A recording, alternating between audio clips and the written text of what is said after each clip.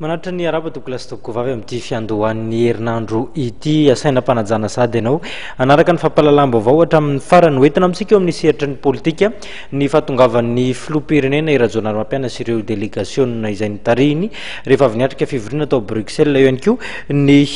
vaovao politika samihafa ny fanehoan-kevitra ireo mpanao politika eo amin'ny fanendrena ny prime ministre lehibe ny gouvernemanta eo ihany koa ny sehatry ny toe-karena ny toy an'ilay raharaha famarotana ny BNI sehatra social sady ihany koa nitondra izany hoanao ny tokantrano andry rehefa avy niatrika fihaonana tampony ny vondrona Europeanina sy Afrikanina tany Bruxelles ka tsy teto tanindrazana nandritry ny andro maromaro ny filoham-pirenena Rajoelina Ramatoa dia nigadona tanindrazana ny tenandry androany maraina saika tazana an-tsena azy avokoa moa ireo olom-panjakana isan-tsokajana.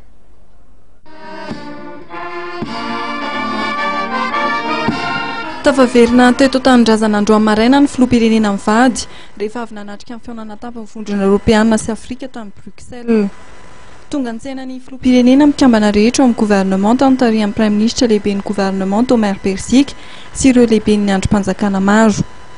Ankoatra azy ireo dia isan'ny tazana tetsy hivato ihany koa ny solombavambahoaka Madagasikara indrindra ireo avy amin'ny PMP. Efa herinandro tokoa izao tsy teto tanindrazana amin'ny filoham-pirenena fa nandeha nanatrika ity fihaonana tampony ity. Andrasany maro amin'izao fahatongavan'izao ny fanendrena prime ministre izay andrasany maro fatratra tokoa indrindra fa ireo mpanao politika.